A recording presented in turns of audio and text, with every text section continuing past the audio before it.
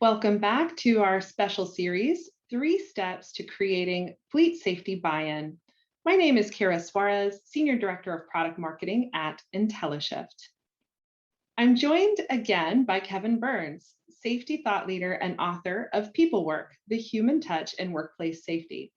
Kevin has produced over 150 videos on connecting employees to safety and has been a keynote speaker for the Fleet Safety Council. Welcome back, Kevin. Good to be back, Kara. Thank you. Great. In our last session, we discussed the huge difference between safety and safety buy-in and the importance of clarifying a fleet safety message. So to our audience, in case you missed it, I highly recommend that you go back and listen to step 1, clarify your safety message. And today we are going to dive deep into step 2, which is about building supervisor support. In fleet-driven organizations, the greatest influence on a driver's buy-in to safety performance, morale, motivation, communications, and coaching is their frontline supervisor. AI video data and reports help identify individual coaching needs and implement rewards programs. The information is ideal for creating driver scorecards and training programs that address the most common and costly fleet safety situations. But building driver supervisor support is the next critical step in creating buy-in. So Kevin, you've said that supervisors are the tipping point. What do you mean by that? Well, plain and simple, employees do what their bosses do. We figure out what's important to our bosses and we deliver that. It's like being in high school and asking the teacher, will this be on the test? Because if it was, and of course we'd learn it. In this case, the supervisor is the test. The supervisor's marking you on your contribution, how well you get along with your teammates. There is no greater influence on a frontline employee's behavior than that employee's supervisor. Now, if safety is one of the things that's important to the supervisor, it suddenly becomes important to the drivers. We figure out what matters to our bosses and we deliver that. No one wants to be in the doghouse with their boss. So in that regard, the supervisor becomes the tipping point for most employees, provided that the supervisor buys into what the company is selling. Yeah, that absolutely makes sense. So how does a fleet operations or even a safety leader who's about to roll out an AI video safety program create buy-in with supervisors? Or the supervisor has to create this history of protecting their drivers before those same drivers are going to be in line with the supervisor when the program gets rolled out. But now, if the supervisor has a history of scolding their drivers or blaming them, then the rollout of AI video is going to be rocky. From the driver's perspective, if as a supervisor you're blaming your drivers last week and then this week you're telling them that you're there to protect them, it's not credible, and it does taint the program rollout. So it really starts with connecting the supervisor and the employee. Now, I've been working with several companies and their supervisors through my safety communications and coaching for supervisors program, and several participants have gone through the program, and at the end of the 12 weeks made comments like, I used to ride my guys pretty hard and I was skeptical about this program, but over the last 12 weeks, my conversations with them have changed, and they've noticed where they used to make themselves scarce when I was around.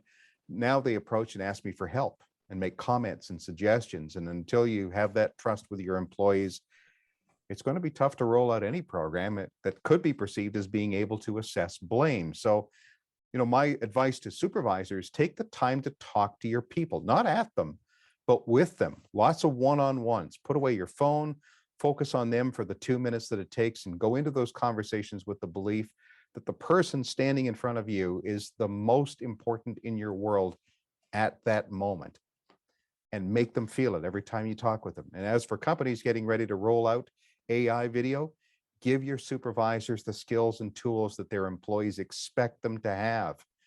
Coaching skills, communications, listening, leadership skills, and most of all, caring skills. When employees are going to get what they want from the job, they will give you what you want. Yeah, that absolutely makes sense. In some of your work, you've actually written about the two sales rule. Okay. For our audience here, maybe you can explain what is it and why does it matter for supervisors? Okay. Back in 1997, I did something I was not particularly proud of. I used to sell for a living, photocopiers and fax machines. I mean, it's a tough grind. But one of the things that I really wanted to do when I was in sales at that time was to not be selling, actually to be teaching people how to sell. And so I began to write a book. And my first book was actually a cold calling book. Um, but in that book, which was in 1997, and I'll save you $20, you don't have to go out and buy the book because I'll just sum it up in this little paragraph here. But when we're communicating a new idea or a point of view, or even trying to get buy-in to the AI video program that we're selling, we are selling. Before someone can buy in, someone has to sell. So we as managers and supervisors, we are selling all of the time. The two sales rule came out of my very first book 25 years ago. What I wrote was that in every sales situation, there are two sales being made. The first sale is me, the salesperson. Second sale is whatever's in the briefcase, the idea, the point of view, or the AI video program. The two sales rule says this, that if you don't make the first sale, me, you're not making the second sale. Because people buy from the people they trust. And they buy into the person before they ever buy into what that person is saying. So, if we don't have that trust, we haven't built that trust on the front line with our employees, we can talk to them till we're blue in the face and they're not buying what we're selling. It's us that we have to sell ourselves first. People buy from the people they trust. They do not buy from people they don't trust. And they don't allow the people they don't trust to influence them in any way. So when people feel they can trust their supervisor, they'll allow that supervisor to guide them, to advise them, and influence. But without that trust, again, you're pushing the rope uphill. Yeah. So, how do people actually get that trust before they try to do anything like, implement a new program or make big changes? How do they do that with their employees? Well, it's the interactions that we have with people. Like, everyone has a brand. We'll talk a little bit about branding. I know it's kind of weird because we're talking about safety, but even a safety program has a brand. And branding is not what we say it is. Branding is what others believe that it is. And so you only have to go on, for example, on Amazon, and just read the description of the manufacturer, who just touts the virtues of this particular product, and then read the reviews of the people who bought this product, and to realize that the manufacturer's apparently not paying attention, that they're so far away. So the brand gets tarnished, the brand gets damaged. Safety's got a brand as well too. There can be what I call budget brand safety, which is checking the boxes, meeting the bare minimums, not much more beyond that. And then there's premium brand safety, which is where supervisors and safety people take an active interest in their people. They want to make sure that they're motivated and inspired, that they show up at work ready to do teamwork. They're willing to look out for each other, help them with their career development, all of the things that, the joy, the fulfillment we get from work. If supervisors are doing those things, well, all of a sudden, you're building that trust, you're building that allowable influence.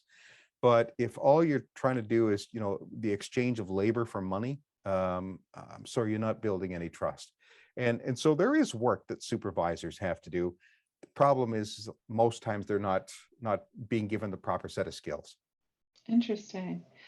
So that kind of brings me to my next question, and it's around what big mistake that companies are making in training their supervisors, especially as they deploy new safety technologies. Them and expecting them to get it. I mean, I could draw you the picture. Let me put up a visual. So you sit in a restaurant and you order everything on the menu, and they start bringing you your food. And you are about 6 or 7 dishes into it at the end of an hour, but the food keeps coming and you keep chowing down. After a while, you realize you can't even remember what the first couple of dishes were. You don't remember much of the taste of anything. And at this point, you know that you're not going to be able to digest all of what's about to come. And there's a very good likelihood that you will not retain most of this, if you get my meaning there, but the food keeps coming. And this is how we train. This is how we train our supervisors. We sit them down in a classroom for 2 or 3 days and we throw everything we can at them in, over 12 or 16 hours of classroom time and expect that they got it. But they didn't. And we just cross our fingers. And hope that's not a training program. It's not effective. I believe that the best way to train supervisors is the same way that coaches train athletes, by getting good at one thing at a time, and that we're in it for a long period of time. So when they're rolling out a new technology, no one's going to get around going to get everything on the first go round. So Mhm. they got a plan to make the rollout slow and educational with supervisors. Get them used to, the software will do this, or here's how it protects your drivers. Help the supervisor see how the technology helps the drivers, not the company. The company will get what it wants when they help their employees get what they want. Wow. Yeah, that's powerful. So when you think about, we have a lot of hiring going on in the US right now, and a lot of organizations are growing quickly. What do you think the most important message is that you would give to new supervisors? Well, you understand that the moment you moved up from driver to supervisor, that your role has changed. Mhm. Um, and I look at, and it happens in companies right across North America, the companies I've worked with, that inevitably supervisors who are rock star employees, and in this case, in Fleet, it may be a rock star driver that gets made to supervisor, fleet manager. You may have been the rock star driver. That's how most supervisors got to become supervisors. They were the best at what they did. Companies want their best drivers to be great coaches. So they take those rock star drivers and they make them supervisors. But then they forget to teach the supervisor that the moment that the supervisor becomes the supervisor, they're no longer the hero in the story. Their role Mhm. switches from being the hero to being the guide. Now, I'll give you a case in point. Luke Skywalker was the hero in Star Wars, but Obi-Wan Kenobi was the guide. Daniel LaRusso, the Karate Kid, was the hero. Mr. Miyagi was the guide. Every hero needs a guide. And the moment you embrace as a supervisor your role as the guide, the coach, the better you're going to be able to influence your team. We all had a favorite teacher. We all had a favorite boss that we allowed to coach us, to care about us, and to guide us. It's why we remember them. Question is, for supervisors, are you being that best boss, that best teacher for someone else? Someone who in 20 years will now look back and be grateful that you were in their corner. That's the advice I'd give to new supervisors. Wow. So then what do you see the role of the supervisor being in the future? The leader of an elite team. For your team can deliver elite level performance, they need an elite level coach. That supervisor is going to need to become very tight with their team, not buddy buddy, but great coach to elite level player, and someone the employee can look up to and go to for advice and inspiration. And especially at the fleet level, the supervisor is probably the only point of contact for the drivers. So those supervisors need to have the backs of their teams to be advocating on their behalf, to always be looking out for their teams, and to take the heat when something goes wrong, not to pass the buck or throw someone else under the bus. Supervisors in the future are going to be the team captains and the head coaches, and they need to acquire those skills now. Yeah, that absolutely makes sense. And I think for organizations really looking to kind of future proof their fleet operations, taking some of that to heart is really key. Yeah, So, and just as wrapping up there, Kara, sorry, and I know one of the things that's really key here is, as supervisors in the future, they are going to be the only point of contact. And so they're going to need to have a set of skills. Employees want supervisors to have a specific set of skills. I sound like Liam Neeson here in Taken, but they want to have a specific set of skills that benefits the employee, giving the employee what they want. I come back to what I said just a few moments ago, is when employees feel like they're getting what they want, they will give the company what the company wants. absolutely.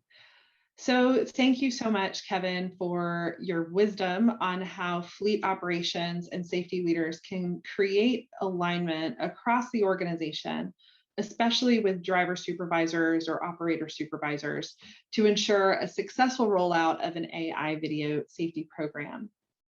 So to our audience, join us for our next and final session, where we will discuss 3 steps, or this step 3, how to get employee buy-in from your drivers, operators, and frontline workers.